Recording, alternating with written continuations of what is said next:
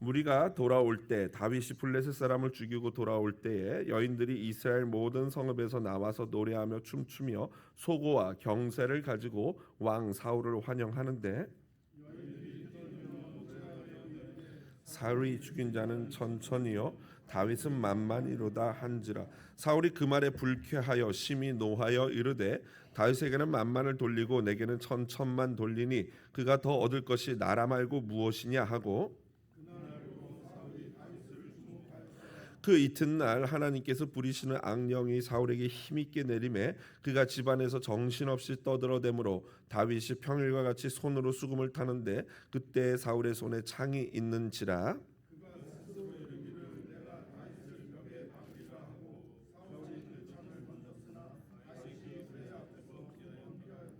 여호와께서 사울을 떠나 다윗과 함께 계심으로 사울이 그를 두려워한지라.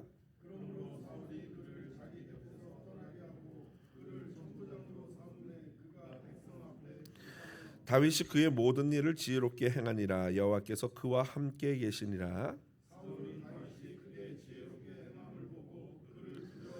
다 같이요 온 이스라엘과 유다는 다윗을 사랑하였으니 그가 자기들 앞에 출입하기 때문이었더라. 아멘. 오늘 본문 말씀 사무엘상 18장 6절로 16절 말씀 가지고요. 경솔한 여성들과 속 좁은 리더 사이에서라는 제목으로 말씀의 은혜 나누도록 하겠습니다. 제 사무실 서재에는요. 세 마리 여우 길들이기라는 책이 꽂혀 있습니다. 장로교 목사이자 합동신학대학원대학교 조직신학 교수를 역임하다가 은퇴하신 송인규 목사님이 쓰신 저서인데요. 야망과 질투와 경쟁이라는 인간의 본성적인 성향을요 세 마리 여우에 비유하여 그것을 적절하게 다루고 훈련해야 한다는 내용의 책입니다. 빌립보서 1장 15절과 17절을 보면요 이 세 마리 여우가 동시에 등장합니다. 같이 한번 읽어보겠습니다. 어떤 이들은 투기와 분쟁으로 어떤 이들은 착한 뜻으로 그리스도를 전파하나니 그들은 나의 매임의 괴로움을 더하게 할 줄로 생각하여 순수하지 못하게 다툼으로 그리스도를 전파하느니라 라고 이 구절에 세 개의 요건이 다 나와 있습니다. 헬라어로 투기는요 포도논이라는 단어인데요 직역하면 질투, envy가 됩니다. 그리고 분쟁은요 에린이라는 헬라어 단어인데 바로 경쟁, 라이벌리를 말하고요. 그리고 다툼은요 에리데이아스라는 헬라어인데 야망, selfish ambition을 의미합니다. 이 세 가지는요 사람이라면 누구나 살아가면서 직면하게 되는 내 내면에서 벌어지는 갈등, 실제적 감정이죠. 때로는 이것들을 잘 길들이지 못함으로 인해서 난감한 상황을 맞이할 때가 있습니다.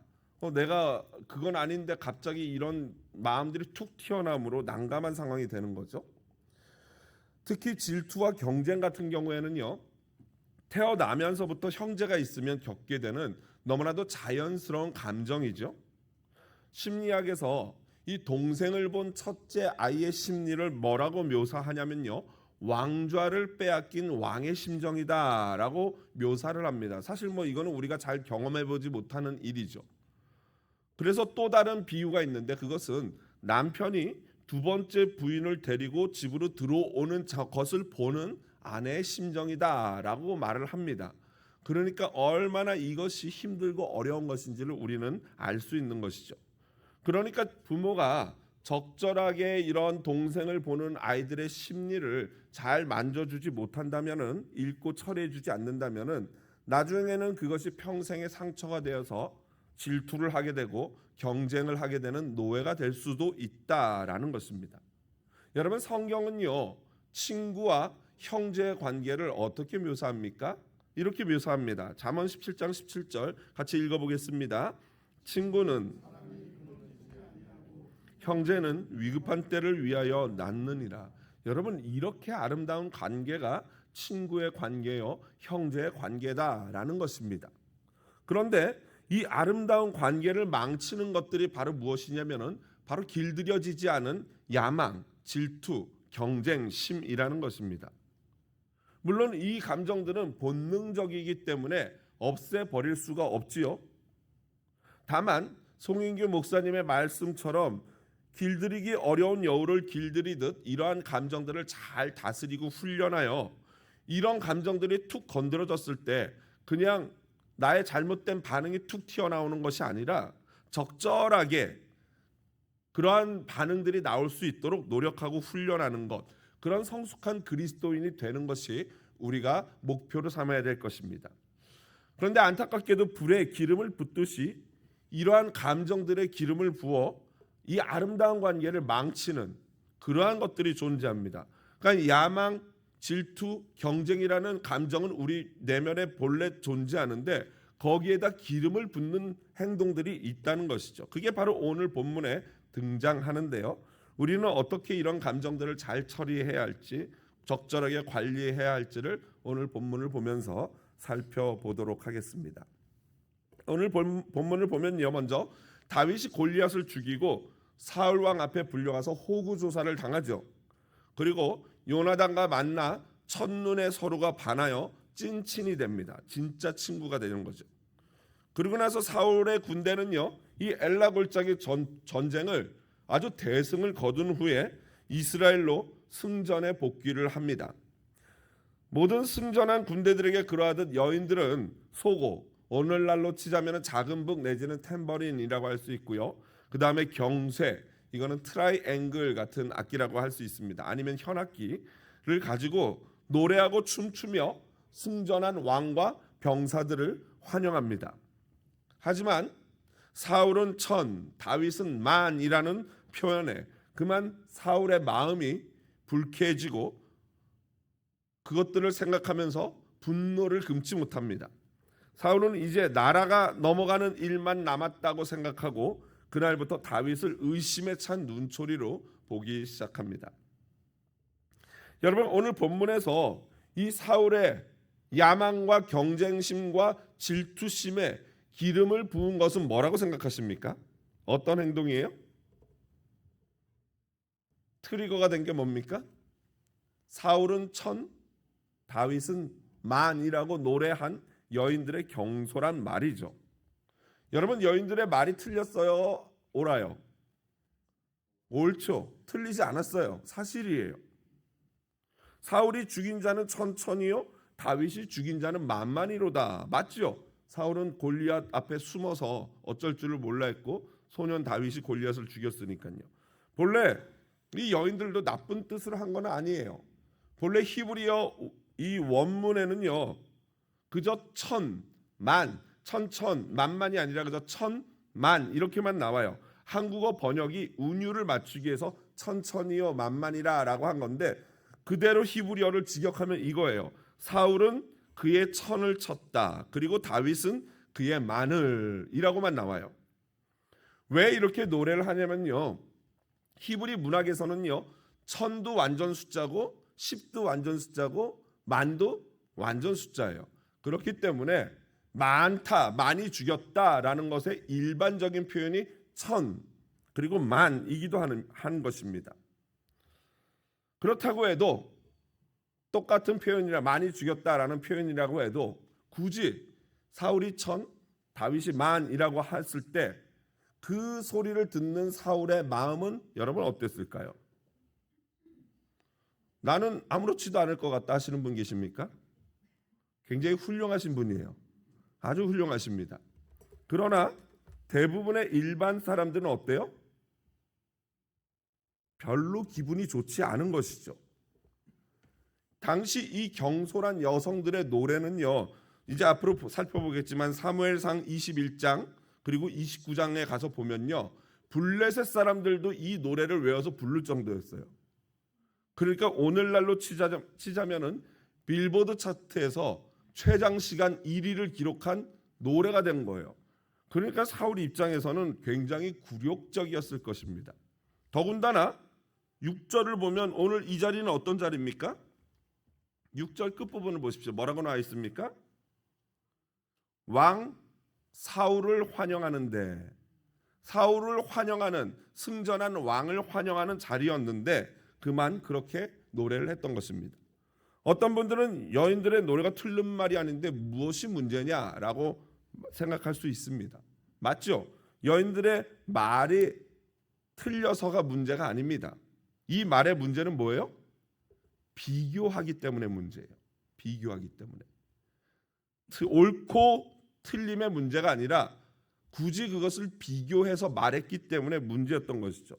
이것이 우리 부모들, 우리 선생님들, 그리고 우리 부부간에 일어나는 문제 아니겠습니까? 엄마가 하는 실수가 뭐예요? 형 좀 봐라. 너는 어떻게 같은 배에서 나가지고 아유 동생보다 못하니 어떻게 너는 형이 돼서. 이게 문제죠. 또 우리 배우자들 같은 경우에 이거예요. 아내가 열심히 김치찌개 힘든 게 일하고 와서 끓여줬는데 딱 한 숟갈 먹더니 이렇게 말하죠. 아, 우리 어머니가 끓여준 맛이 아니야. 그러면 아내가 뭐라고 대답하겠습니까? 그러면 어머니랑 사세요. 이렇게 당연히 말하겠죠. 또 아내들도 실수해요. 아, 글쎄 옆집 아저씨는 뭐 이것도 해주고 저것도 해주고 뭐 설거지도 해주고 해준다는데, 그러면 남편이 입에서 당연히 뭐라고 나옵니까? 그놈이랑 살아. 그러면 그놈이랑. 당연하지 않겠습니까? 여러분, 가장 유명한 레퍼토리는요, 엄마가 동창회를 갔다 오면 나옵니다. 뭡니까? 엄마 친구 아들은, 근데 신기하게도 엄마 친구 아들은 꼭 무슨 대를 다녀요? 서울대를 다녀요. 어떻게 그렇게 잘하세요? 못 다니는 엄마 친구 아들은 어디 다녀요? 연대 아니면 고대예요. 못 가도 그래요. 거기다가 신기하게 꼭 엄마 친구 아들은 키가 어때요? 크고 얼굴은 잘생겼어요. 거기다가 꼭 엄마 친구 아들은 착하기까지 해요. 효자예요. 그래서 나온 단어가 뭐예요? 엄마 친구 아들이다 해서 엄친아가 나온 거예요. 엄친아, 엄친딸. 여러분, 이런 비교하는 말들이 우리 안에 내재되어 있는 이 질투와 경쟁심에 완전 기름을 붓는 꼴이 되는 것입니다. 물론 본능적으로 이 경쟁심과 질투심이 강한 사람들이 있어요. 타고나기를. 하지만 부모나 권위자들이 이런 비교하는 말을 할 때 그 타고난 강함에 더 완전히 기름을 붓고 이 불을 활활 타오르게 하는 그러한 부정적인 방향으로 그들의 감정을 강화시키는 그러한 일들이 벌어지는 거죠. 그래서 송병현 교수도 다음과 같이 말하고 있습니다. 같이 한번 읽어보겠습니다. 이 노래의 가사는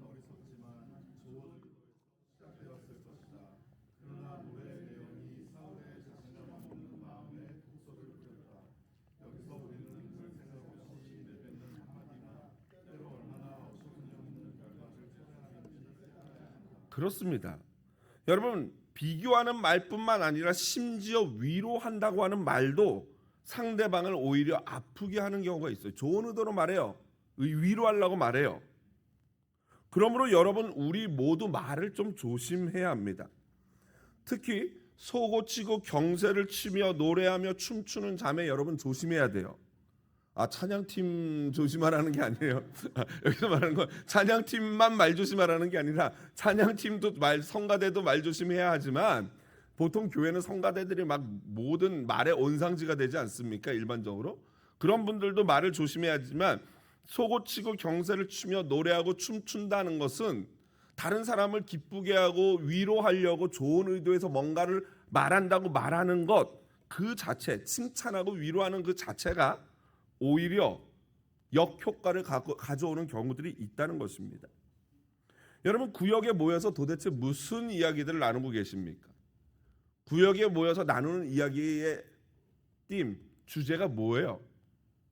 여러분, 가정에서 배우자와 자녀들에게는 어떻게 말하고 어떤 말을 나누고 있습니까?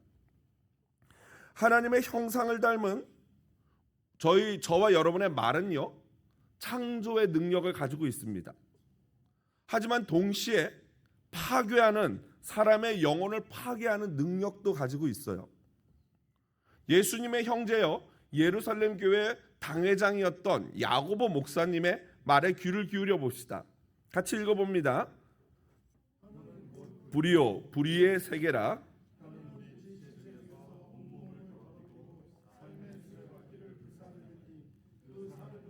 지옥불에서 나느니라. 그렇습니다. 그만큼 우리가 혀를 조심해야 되는 거예요. 불과 같아요. 근데 이 불에서 그 기름 있는 데다가 불씨를 한번 탁 떨어뜨리기만 하면은 활활 타오르고 다 타버리는 거예요. 그것이 어느 정도냐면 지옥불과 같다라는 것이죠. 여러분, 미국 30대 대통령 켈빈 쿨리지, 워낙 과묵해서 사일런트 쿨이라고 이렇게 불렀는데요. 이분이 말하기를 뭐라 그랬냐면요, 세상에 이 입만 말만 줄여도 세상의 모든 문제의 반은 없어질 것이다 라고 말했어요. 그날 여인들의 그 경솔한 말이 안 그래도 정서적으로 불안하고 아픈 사울의 영혼을 어떻게 한 거예요? 죽여버린 것입니다.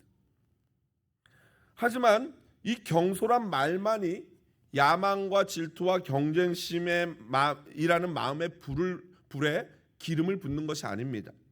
리더의 속 좁은 마음, 야망, 질투, 경쟁심이라는 그 자체가, 속 좁은 그 마음 자체가 이 경쟁심과 질투에 불을 붓기도 합니다.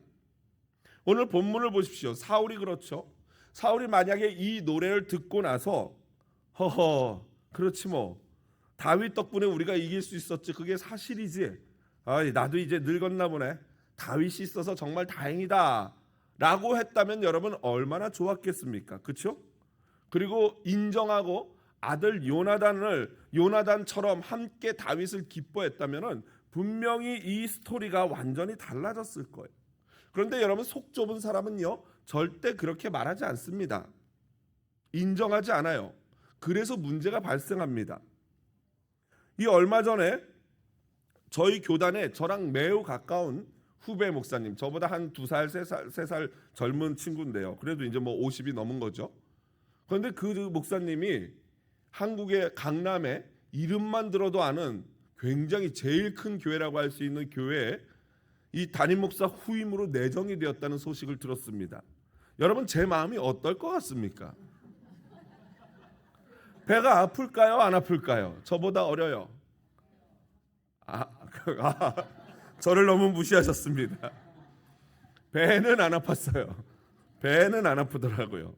그렇다면은 부러울까요? 안 부러울까요? 부럽죠. 조금 부럽더라고요. 한 뭐 10%? 10% 정도 부럽더라고요.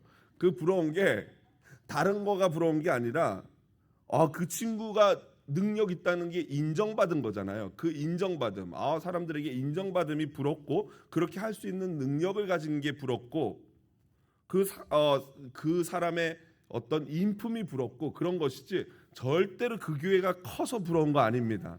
절대 아닙니다. 믿어주세요. 어떤 분들은 이제 이런 소식을 듣고는 저에게 묻는 분들 슬쩍 눈치를 보면서 이렇게 약간 옆으로 보면서 혹시 목사님도 이러는 분이 계세요. 일단은 여러분 안심하십시오. 먼저는 그런 제안이 들어오지도 않을 뿐더러 그런 들어올 리도 없고, 저는 일단 미국이 너무 좋아요. 저는 한사랑 교회와 결혼한 사람입니다. 그리고 교회를 사랑합니다. 어쨌든 이 사울처럼 속 좁은 리더는요, 이런 리더를 만나게 되면요 아랫사람은 굉장히 괴롭습니다. 밑에 사람이 잘하면 격려하고 칭찬해주고 인정해줘야 되는데 도리어 그런 사람을 질투하고 티 안 나게 방해하고 깎아내리는 거죠. 심지어 그 사람이 한 일을 마치 내가 한 일인 것처럼 가로채서 자기가 승진하는 데 사용하기도 합니다. 이런 추한 모습, 곧 질투의 화신이 되지 않을 수 있는 가장 좋은 방법이 무엇입니까? 그거는요, 그 상대방을 있는 그대로 인정하는 거예요. 그래, 너 참 뛰어나다. 너 진짜 잘할 것 같다. 내가 가만히 보니까 그 친구 잘할 것 같아요. 제가 가만히 보니까 안 그래도 잘하는 친구고 하나님이 진짜 적절한 친구를 그 교회에 보내셨다라는 그런 생각이 들더라고요. 마음속 깊은 곳에서 축복이 나오더라고요. 여러분, 이렇게 상대방을 인정할 때 우리 안에 있는 야망과 경쟁심과 질투가 사라지는 것입니다. 송인규 교수님은 세 마리 여우 길들이기에서 질투를 이기는 최고의 방법이 자신을 죽이는 거라고 했어요. 여러분, 인정이라는 게 나를 죽이지 않으면, 내 자존심이나 내 교만을 꺾지 않으면 할 수 없어요. 그래서 인정을 못하는 거예요, 사람들이.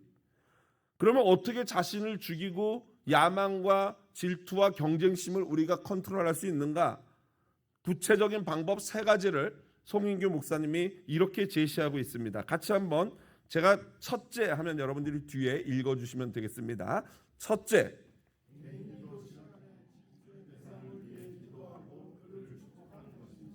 둘째,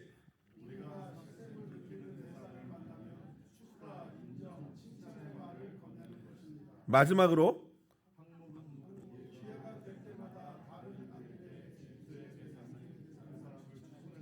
그렇습니다. 여러분 이게 다 이 세 가지를 구체적으로 여러분 적어놓고 오늘 뭐 구역 모임 할 때 한번 이것도 물어보는 질문이 있을 텐데요. 적어놓고 서로 나눠보시기 바랍니다. 그런데 이거 길게 나와 있지만 간단하게 한 단어로 바꾸면 뭐예요?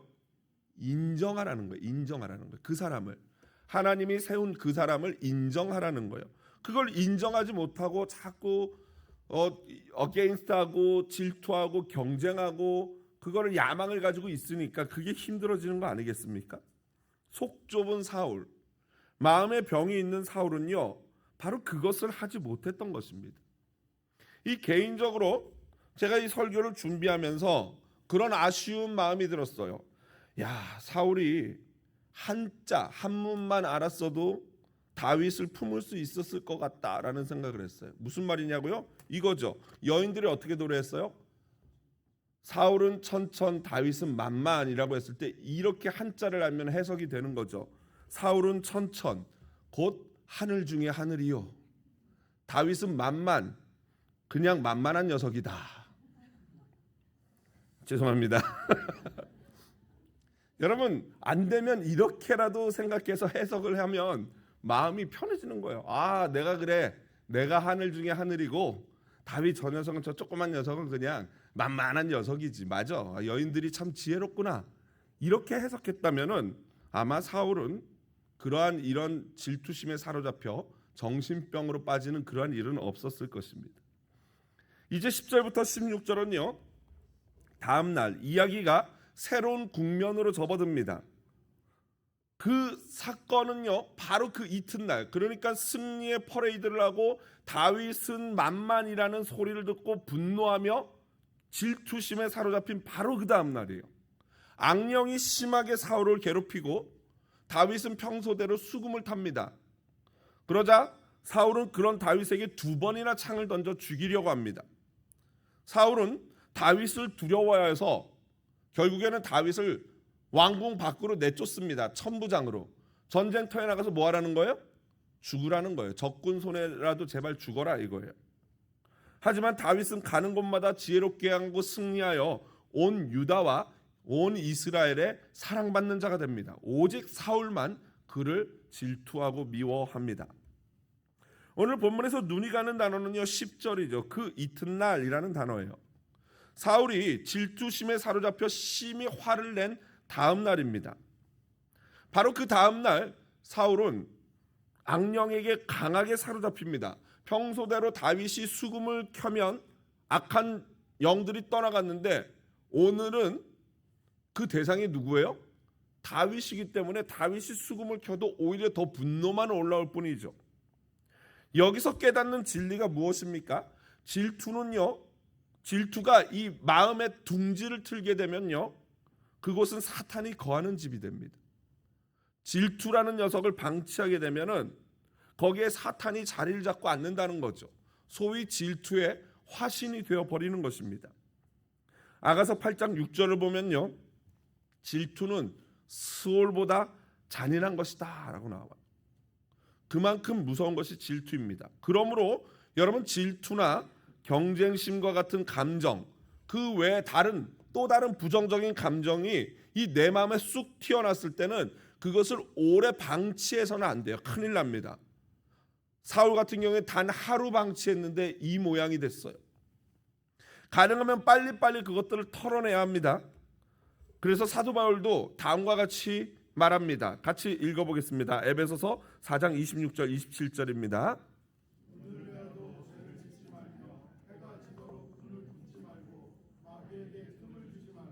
아멘. 그러므로 여러분 부정적인 마음이 썩 이렇게 올라오려고 하면요 그거를 빨리 털어내야 돼요. 그런데 그렇다고 해서 나와 어떤 다른 사람의 관계에서 저 상대방은 준비도 되지 않았는데 내가 너를 미워했고 너를 어떻게 했고 질투했고 나를 용서해줘 하면 그 사람이 어떻게 해요? 굉장히 당황스럽죠. 이건 뭐지? 이렇게 돼요. 그래서 빨리 털어내라는 것은 그 사람과 억지로 악수하고 억지로 허가라는 게 아니라 어디서 털어내는 거예요? 내 마음에서. 먼저 내가 깨끗하게 준비가 되어야 하는 겁니다. 내 마음에서 경쟁심, 질투심, 야망, 이런 미워하는 마음, 이런 것들을 빨리빨리 매일매일 털어내는 그 작업을 해야 한다는 거죠. 결국 사울의 방치된 마음은요, 질투와 경쟁심을 넘어 두려움으로 변합니다. 그래서 사울은 다윗을 제거하려고 했던 것이죠. 이미 사울은 정신과 마음에 꽤 큰 문제가 있어 보입니다. 안 그래도 정서적으로 안정되지 않았던 사울은 말 그대로 그 여성들의 말 하나가 트리거가 되어서 왕좌를 빼앗길 것 같은 두려움에 사로잡힌 것입니다. 바로 첫째 아이 신드롬에 빠져버린 것이죠. 사실 사울은요, 다른 모든 사람들이 보지 못하는 하나님의 인도하심과 손길을 지금 보고 있어요. 왜 그렇습니까? 사울은 분명히 사무엘 선지자에게 들었죠. 뭐라고 들었어요? 하나님이 당신을 버리고 당신의 왕좌를 당신의 이웃 중에서 더 선한 이웃에게 넘겨줄 것입니다라는 예언을 들었어요. 경고를 받았어요. 그런데 사울이 가만히 보니까 누가 그 대상이에요? 이제 봤더니 선한 이웃이 바로 다윗이었던 거라는 걸 보게 된 것이죠. 제대로 본 거예요. 사울이 제대로 봤어요. 하나님의 일하심을.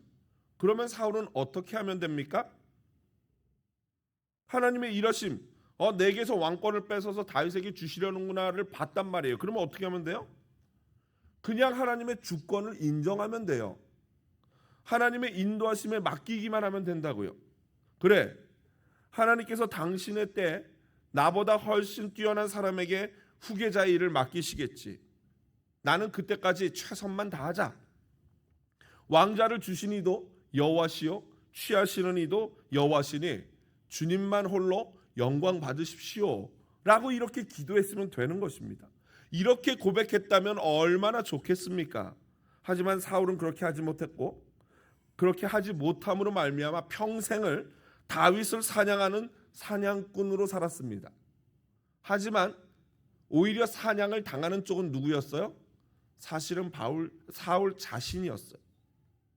늘 불안함과 공포 속에서 자기가 사냥을 하고 있지만 오히려 본인이 사냥을 당하는 것 같은 불안감 가운데 살았던 거죠. 여러분, 재미있는 것은요, 사울의 통치 기간이에요. 하나님이 그를 버렸다고 말씀하셨지만 아마도 사울의 초기에, 왕 통치 초기에 그 말씀을 하신 것으로 보여지는데, 사울이 전체 통치한 기간이 몇십 년이나 그랬습니까? 40년이나 돼요. 다윗과 똑같습니다. 만약 사울이 다윗을 인정하기만 했다면 그 40년 동안 선한 왕으로서 덕을 쌓고 통치를 아름답게 한 후에 그냥 다윗에게 자연스럽게 권력을 이양하기만 하면 되었을 것입니다. 그런데 그는 인정하지 않음으로 말미암아 40년을 지옥처럼 불안함 가운데 살 수밖에 없었던 것입니다.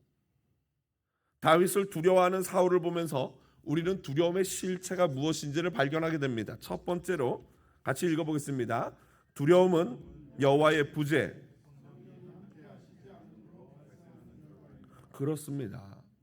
사울이 하나님의 영이 충만할 때는 적들을 두려워했어요? 두려워하지 않았어요?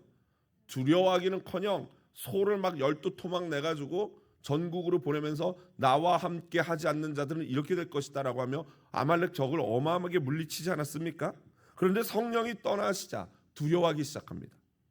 자기 자리에 연연하고 골리앗 앞에 서서 골리앗과 싸워보지도 못합니다. 목숨을 구걸합니다. 결국 모든 두려움의 근원은 뭐예요? 여호와께서 함께 하시지 않을 때 생기는 것입니다. 또는 여호와께서 함께 하심에도 불구하고 스스로가 그것을 인지하지 못하고 느끼지 못하기 때문에 생겨나는 결과가 바로 두려움이라는 것입니다. 두 번째는 같이 또 읽어보겠습니다. 두 번째는 그렇습니다. 오늘 두려워하다라는 동사가 12절, 15절에 두 번 등장하는데요. 12절에 등장하는 것은 히브리어 야레라는 단어인데 그것은 약간의 경외감까지 있는 거예요. 오, 놀라워라, 이런 두려움이죠. 그 다음 두 번째 15절은 구르라는 히브리어가 등장하는데 그것은 이제 그 두려움을 넘은 공포심에 가까워지는 거예요. 그러니까 하나님이 함께 하시지 않는 사람들은요, 하나님이 함께하는 사람을 보면 야래를 느끼고 구를 느끼는 거예요. 경외감이 들고 심지어는 그 사람이 어때요? 무서워요. 그래서 그런 소리 좀 듣지 않습니까? 나이와 상관없이 성령이 충만한 사람을 보면은 사람들은 당신을 보면 좀 이렇게 좀 함부로 하기가 어렵다, 두렵다라는 그런 말들을 종종 합니다. 그게 바로 이거예요. 여러분, 사실 하나님이 함께하지 않는 사람들, 곧 세상 사람들은요, 하나님이 함께하는 사람들, 즉 우리와 같은 크리스천을 보면요, 두려움을 느낄 수밖에 없고 우리를 감당하지 못해요.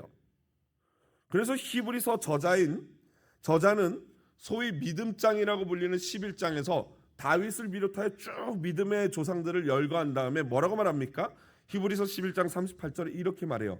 이런 사람은 세상이 감당하지 못하느니라. 아멘이시죠? 세상이 저와 여러분 같은 성령이 함께하는 크리스천을 감당하지 못한대요. 두려워한다는 거예요. 그런데 오늘날 어떻게 됐어요? 거꾸로 됐어요. 세상을 감당하지 못하게 됐어요, 우리가. 그 이유가 뭐예요? 성령 충만하지 않기 때문이에요. 성령 충만하지 않기 때문에, 성령 충만하면 세상이 우리를 감당 못하는데 성령 충만하지 않으니까 우리가 세상을 감당하지 못하는 거예요. 여러분, 우리는 세상을 두려워해야 될 존재가 아니라 오히려 세상이 하나님과 함께하는 우리를 두려워해야 할 줄로 믿습니다. 마지막 세 번째로 같이 읽어봅니다. 여호와가 잠언 9장 10절 보면 이렇게 돼 있어요. 같이 읽어봅니다. 여호와를 경외하는 것이 거룩하신 자를 아는 것이 명철이니라. 그렇습니다. 그러니까 하나님과 함께하는 사람은 당연히 지혜로운 사람이 될 수밖에 없는 거예요. 여러분, 지혜의 근원자가 되시는 하나님이 함께한다면은 여러분, 우리가 왜 지혜롭지 않겠습니까? 요즘 제가 좀 이렇게 조심하는 건 뭐냐면요, 궁금하거나 모르는 게 있으면 여러분 원래 누구에게 여쭤봐야 됩니까?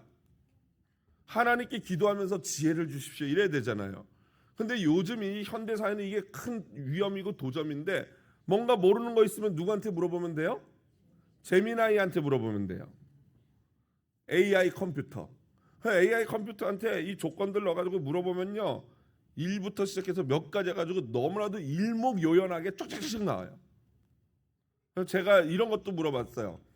내가 이 페더럴 웨이에 사는 시애틀 한사람교회 담임 목사인데 어르신들을 위해서 시니어 실버타운을 짓고 싶어. 어떻게 하면 좋겠니? 그런데 어떻게 해야 될지 모르겠어. 이렇게 물어봤거든요. 그랬더니 뭐라고 하는지 아십니까? 반갑습니다, 담임 목사님.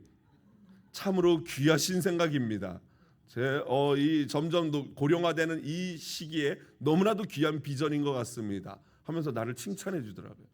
그러더니 이 귀한 사역을 이루기 위해서는 1, 2 쫙 하면서 쫙 해주는데요, 어마어마해요. 너무나 놀라워요. 이대로 하기만 하면 되겠더라고요.